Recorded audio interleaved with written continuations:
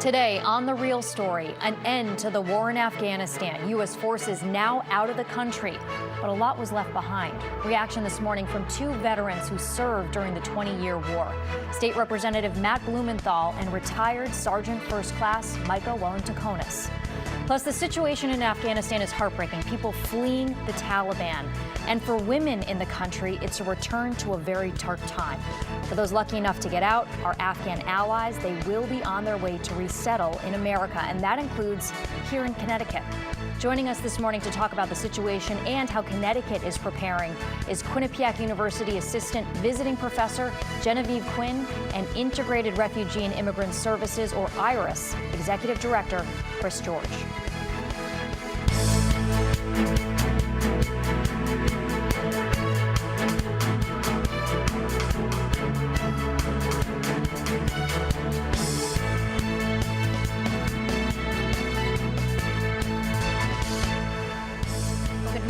For joining us on The Real Story. I'm Jen Bernstein. After 20 years at war, the U.S. has officially pulled out of Afghanistan. That's after years of U.S. money, time, resources put into the country.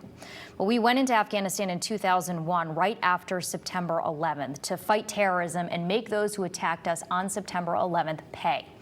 What resulted was a long and costly war, an estimated $2 to $3 trillion U.S. dollars spent in the country, hundreds of thousands of Afghan lives lost, and more than 2,400 U.S. soldiers paying the ultimate sacrifice, 13 U.S. servicemen and women, as that operation came to a close.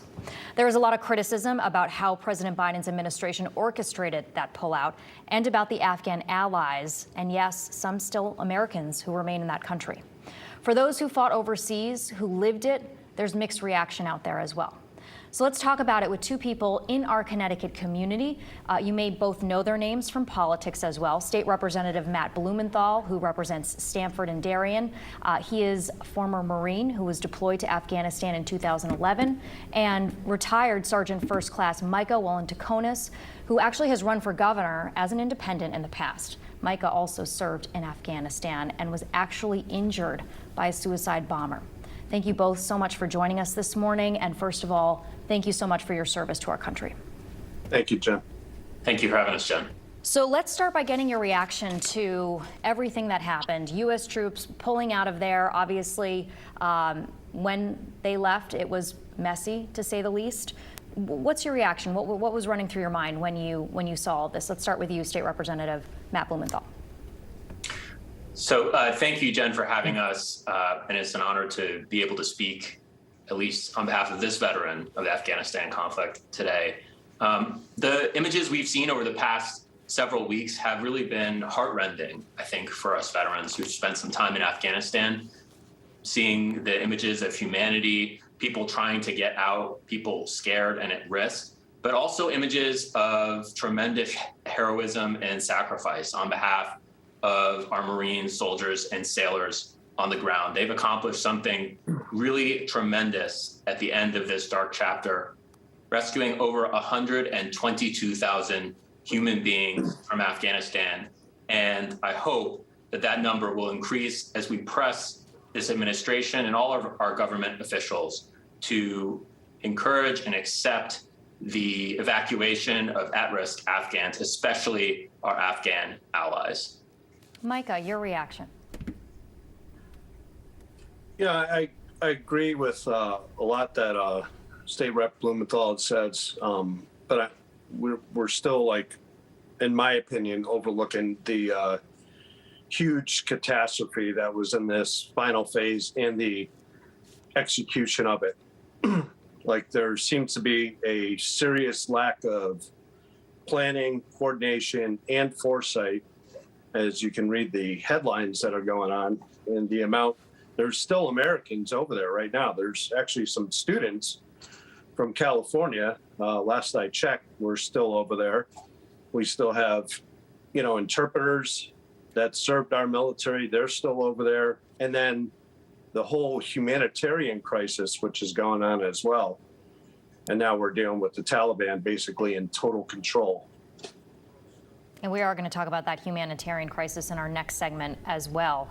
So let's talk about your individual experiences, first of all, to give viewers, people who are watching right now, an idea of what you were doing over there. Representative Blumenthal, tell us, you served again in 2011, what you were doing over there and what some of your memories are from your time there. Sure. So I deployed as a rifle platoon commander for Charlie Company, 1st Battalion, 25th Marines, and many of my Marines were from Connecticut. We were in an area called Marja, which is in the center of Helmand Province, which is in the south of the country. We were responsible for the security of the Marja District Center, which was the center of governance for the Marja District, where the district governor was and diplomatic forces would go out and interface with the Afghan community. And we were also partially responsible for the security around the center. So we ended up patrolling both in vehicles and on foot all around the district. I was able to have a lot of interactions, both with civilian Afghans and also members of the Afghan National Security Forces. And I met a lot of Afghans who just wanted the best for their country. They wanted to know peace after decades of war. They wanted to be able to have education and a bit of prosperity and more comfort instead of the endless strife that they'd been experiencing. When I was in Marja during the fall and winter of 2011, it was a relatively calm period, and they did enjoy some of that security due to the presence of the Marines there.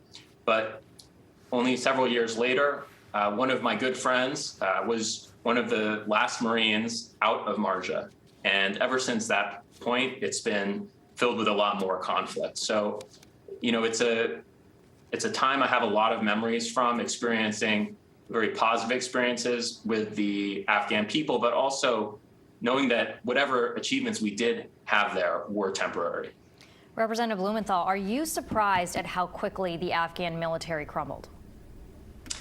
I think that everyone I've talked to thought that the Afghan government would fall in some way at some point. But I think everyone, including the Taliban, was pretty surprised that the Afghan military and government fell within 11 days. And I think we saw that reflected in the exigency of the evacuation procedures.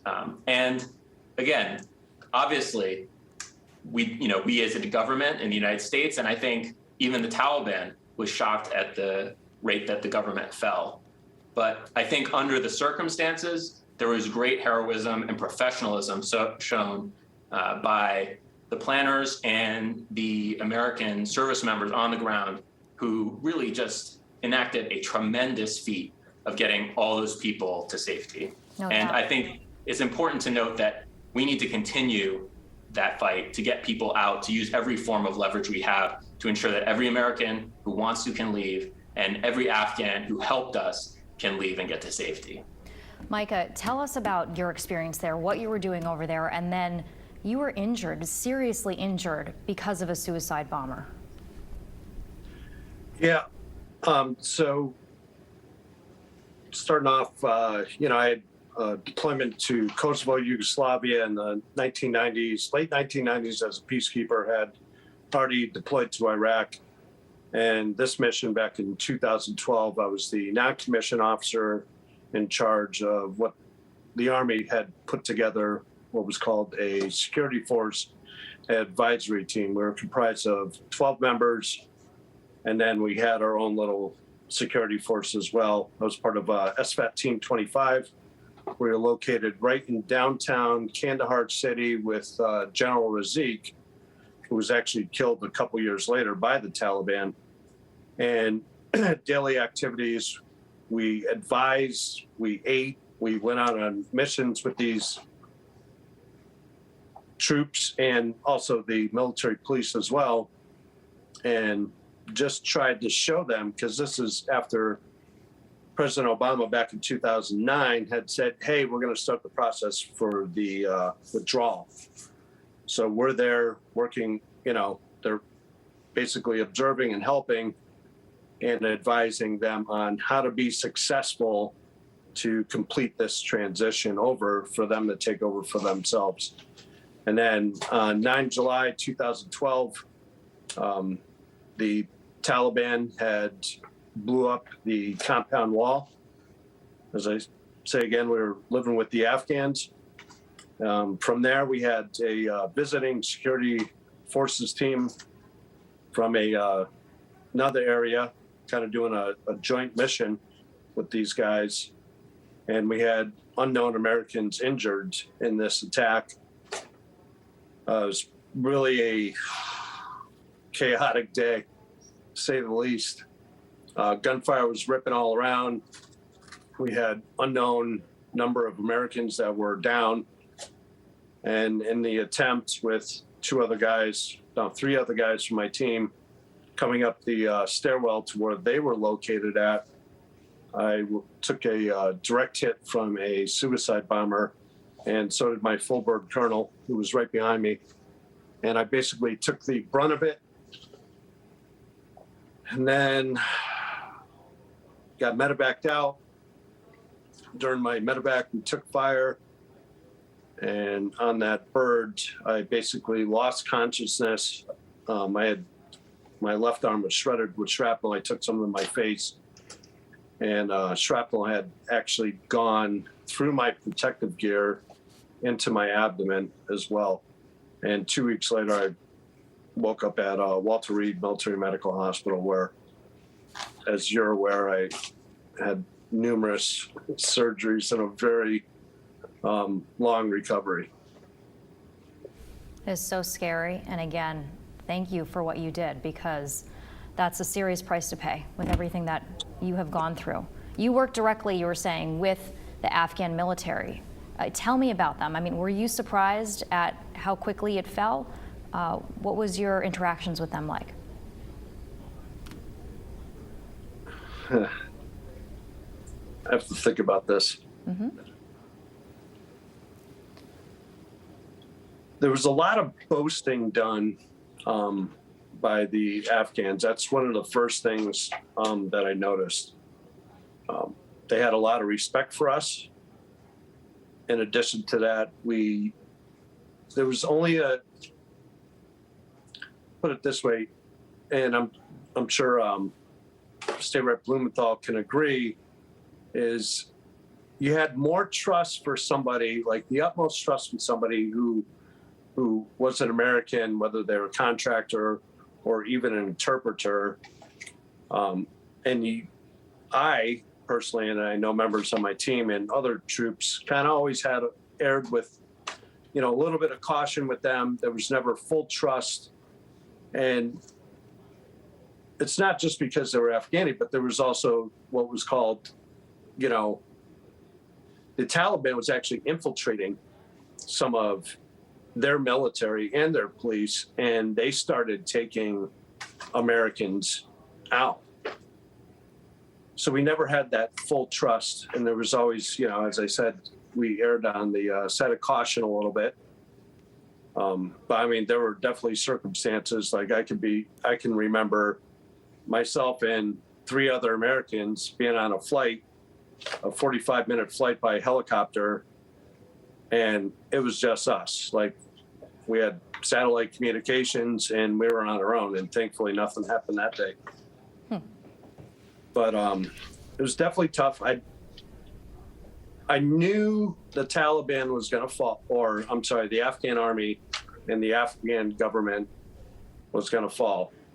I think there was really a lack of foresight, and this was based on from when I was there and all the events preceding to this event.